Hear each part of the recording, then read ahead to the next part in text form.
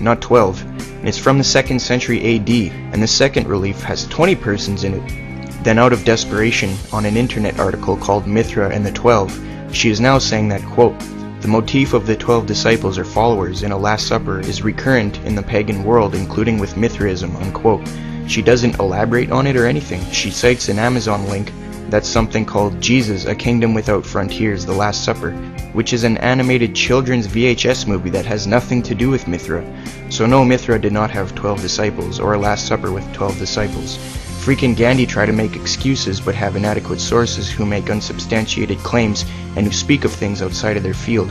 Franz Commont's outdated theory is claiming that the figures were actually Mithra's 12 disciples dressed up in zodiac costumes.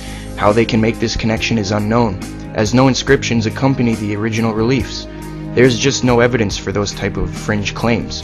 The relief Acharya refers to in regard to a supposed Last Supper with 12 is just some kind of banquet with 6 figures, not 12, and there's no evidence that it was any kind of Last Supper, as no texts go with it. The closest thing is a celebration of a meal Mithra had with the sun god after slaying the bull, but nowhere is this called a Last Supper. But since all throughout history people had supper at a table most of the time and not alone, I don't see carvings portraying eating as any kind of evidence. As for performing miracles, the idea that Jesus' miracles were inspired by Mithra's miracles is rather ridiculous, since Mithra never did anything which equates to Jesus' miracles, such as walking on water, raising the dead, or calming the storms. This could not be called a significant comparison. Zeitgeist says, quote, upon his death he was buried for 3 days and thus resurrected, unquote.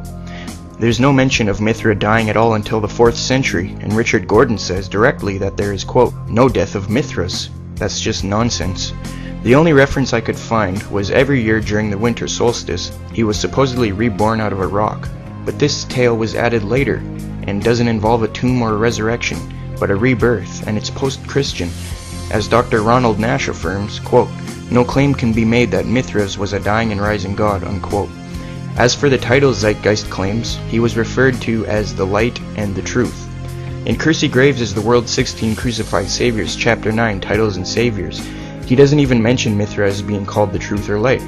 Acharya claims he is, but cites nothing. She doesn't even say he was actually called these things, she just said he was considered the Truth and the Light. She does not explain why he was considered these things or give any sort of documentation to support it. She just claims that's what he was considered. So what about the astrological claims in Zeitgeist? Was Jesus' birth really just an astrological event? One of the primary claims of astrotheology is that on December 24th, the 3 stars in Orion's belt align with the star Sirius, and that on December 25th, they all point to the rising sun. Astrotheology claims that the Christmas story is in fact allegory for this astronomical event. They say that the 3 stars in Orion's belt are the 3 wise men, and that they're following Sirius, the star in the east, to the birth of the sun on December 25th. There are several problems with this theory, but the main one, I feel, is that this astronomical event happens nothing like the way that they are presenting here. You can verify this with a simple astronomy program. This image is what it would have looked like 2,000 years ago on Christmas Day in Egypt. You'll first notice that there is no sign of Orion or of Sirius pointing to the sunrise as they have depicted so many times. If we take away the sunlight, you can see to the right of your screen Sirius. Orion is already on the other side of the horizon before the sun rises. This scenario happens much more, like they say, in different months, like almost any day in October. You can see that as the sun is just about to cross the horizon, you see the stars in Orion's belt and Sirius pointing directly to it.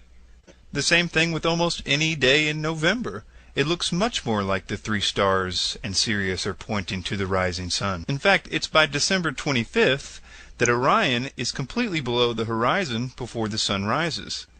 And to make matters worse for astrotheology, due to precession, which occurs on roughly a 1.25 degree per 100-year timescale, it would mean that 2,000 years ago, Orion would have set about 2 hours earlier, even further before the sunrise.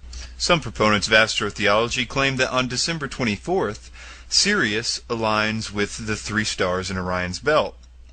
But the problem is that this never changes. Not on December 24th, or not any day in the 365 days a year. In fact, that's why the ancients called planets wandering stars. It's because they would move in relation to the stars that would stay the same.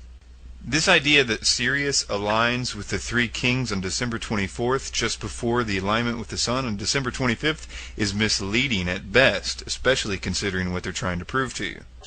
There is an attempt by the proponents of astrotheology to try very hard to make the three stars in Orion's belt equal the Magi of the Bible. They've tried all kinds of different ways. Acharya S., a very big proponent of astrotheology, even claims that early Christians call the three stars in Orion's belt the Magi, although she offers no reference for this claim. People have called them the three kings before, but you must realize that if you were to call the three stars in Orion's belt the three kings, it would have absolutely nothing to do with the Bible. For one reason, that there are not three kings in the Christmas story, but wise men, quite different than kings. In addition, there are not three of them. The wise men are not numbered in the Bible, contrary to what most people think. There is also a lot of deception by omission in this story. For example, they would never cite why the star led the wise men first to King Herod and then to the birthplace of Jesus. There's no place for those details in this model, and so they simply don't tell you about it. Moving on. We'll turn to the movie Zeitgeist to explain the general concepts of astrotheology about these two following astronomical claims. From the summer solstice to the winter solstice, the days become shorter and colder. And from the perspective of the northern hemisphere, the sun appears to move south and get smaller and more scarce. The shortening of the days and the expiration of the crops when approaching the winter solstice symbolize the process of death to the ancients. It was the death of the sun. And by December 22nd, the sun's demise was fully realized, makes it to its lowest point in the sky. Here a curious thing occurs. The sun stops moving south, at least perceivably, for 3 days. And during this 3-day pause, the sun resides in the vicinity of the Southern Cross, or Crux, constellation. And after this time, on December 25th, the sun moves 1 degree, this time north, foreshadowing longer days, warmth, and spring. And thus it was said, the sun died on the cross, was dead for 3 days, only to be resurrected or born again. This is a series of provable lies. You can download any astronomy program and find this out for yourself.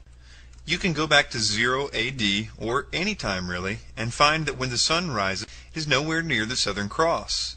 And the idea that the sun rises in the Southern Cross constellation at that time or any time is absolutely ridiculous. The Southern Cross is perpendicular to the Earth's rotation and orbit, so this will never happen. In addition, if the sun ever rose in the constellation of the Southern Cross, it would be a zodiac sign. That's how they came up with them. And there's a few more problems. I'll read now from a website called Preventing Truth Decay. Dr. Noel Swerdlow is a professor of astronomy and astrophysics at the University of Chicago. Dr. Swerdlow specialized in the study of the practice of astronomy in antiquity through the 17th century. Dr. Swerdlow writes the following. The stars of the Southern Cross are just visible above the southern horizon in Alexandria and in Jerusalem in antiquity, although I don't think it is visible there now. The constellation was, however, not recognized in antiquity. Why wasn't the Southern Cross constellation recognized in antiquity? Dr. Swerdlow explains. That crux, the Southern Cross, was not recognized as a separate constellation in antiquity, probably because, as seen from the Mediterranean, it is low on the southern horizon, and is surrounded on all 3 sides by the stars of Centaurus, which is a large, prominent constellation. And the 4 bright stars of the crux are included as the stars of Centaurus. So its recognition had to wait until the southern voyages of the 16th century. I would also like to point out that it was the Romans that invented crucifixion. So if the ancients were pointing to a cross in the sky as some sort of symbol of death, it suggests they somehow were anticipating the Roman invention that would happen much, much later.